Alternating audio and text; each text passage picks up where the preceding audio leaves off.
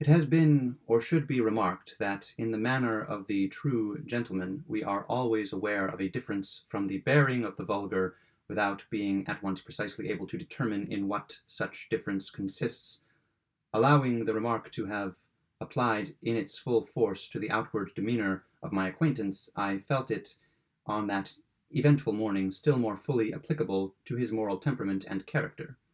Nor can I better define that peculiarity of spirit which seemed to place him so essentially apart from all other human beings than by calling it a habit of intense and continual thought, pervading even his most trivial actions, intruding upon his moments of dalliance, and interweaving itself with his very flashes of merriment, like adders which writhe from out the eyes of the grinning masks in the cornices around the temples of Persepolis.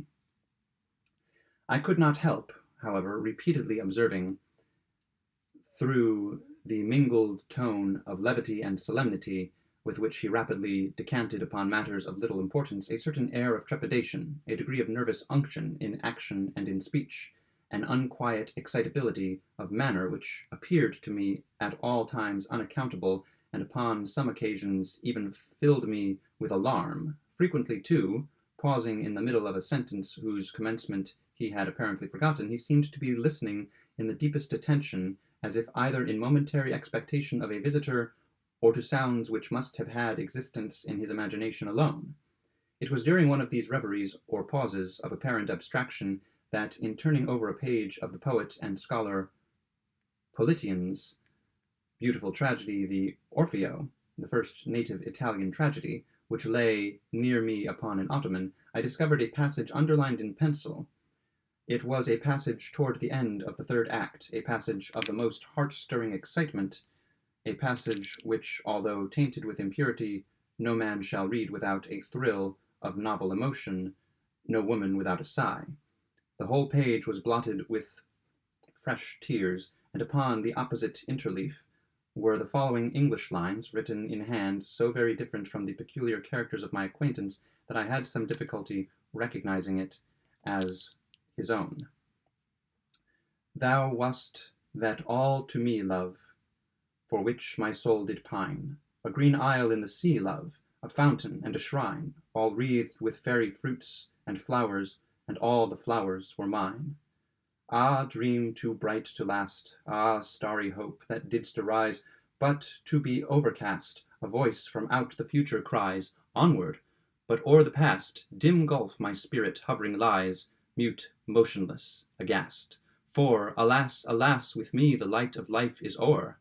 No more, no more, no more. Such language holds the solemn sea to sands upon the shore. Shall bloom the thunder-blasted tree, or stricken eagle soar.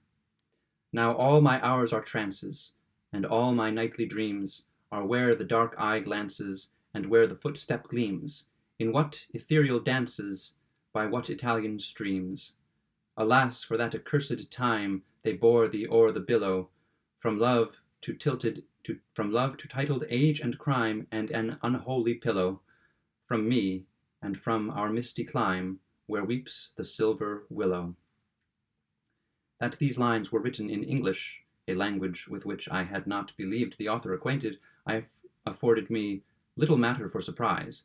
I was too well aware of the extent of his acquirements, and of the singular pleasure he took in concealing them from observation, to be astonished at any similar discovery, but the place of date, I must confess, occasioned me no little amazement. It had been originally London, and afterward carefully overscored, not, however, so effectually as to conceal the word from a scrutinizing eye. I say this occasioned me no little amazement, for I well remember that in a former conversation with my friend, I particularly inquired if he had at any time met in London the Marchesa di Mentoni, who, for some years previous to her marriage, had resided in that city, when his answer, if I mistake not, gave me to understand that he had never visited the metropolis of Great Britain.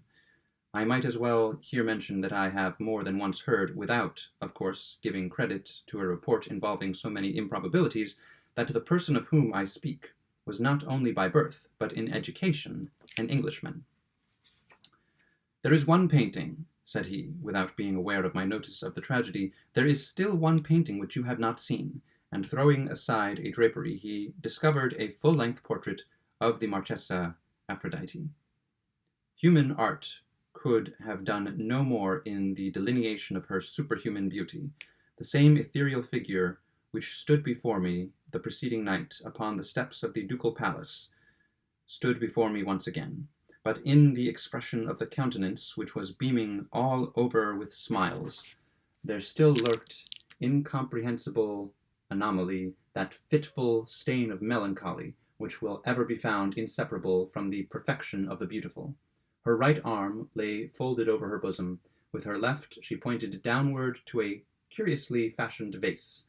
One small fairy foot, alone visible, barely touched the earth, and scarcely discernible in the brilliant atmosphere which seemed to encircle and enshrine her loveliness, floated a pair of the most delicately imagined wings. My glance fell from the painting to the figure of my friend, and the vigorous words of Chapman's Bussy d'Amboise quivered instinctively upon my lips. "He is up there like a Roman statue. He will stand till death hath made him marble." "Come," he said at length, turning toward a table of richly enamelled and massive silver, upon which were a few goblets fantastically stained, together with two large Etruscan vases fashioned in the same extraordinary model as that in the foreground of the portrait, and filled with what I supposed to be Johannisberger. "Come," he said abruptly, "let us drink. It is early, but let us drink. It is indeed early," he continued musingly, as a cherub with a heavy golden hammer made the apartment ring with the first hour of sunrise. "It is indeed early, but what matters it? Let us drink.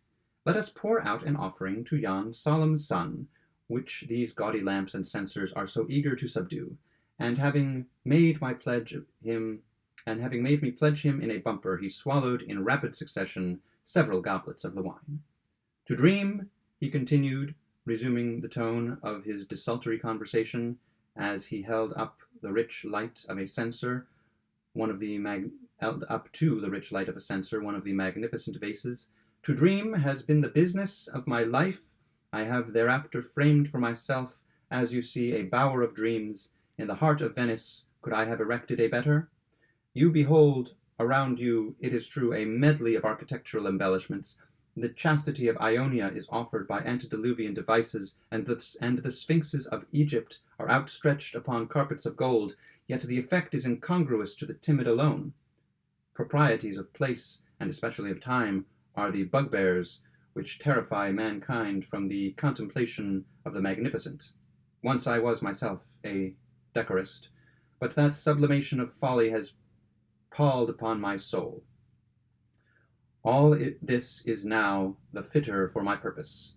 Like these arabesque censers, my spirit is writhing in fire, and the delirium of this scene is fashioning me for the wider visions of that land of real dreams whither I am now rapidly departing."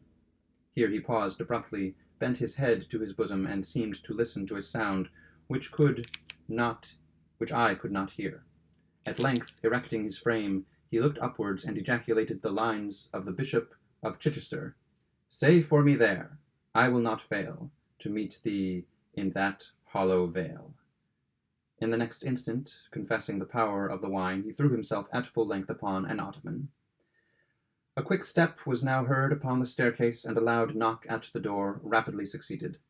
I was hastening to anticipate a second disturbance when a page of Mentoni's household burst into the room and faltered out, in a voice choking with emotion and incoherent words, My mistress, poisoned!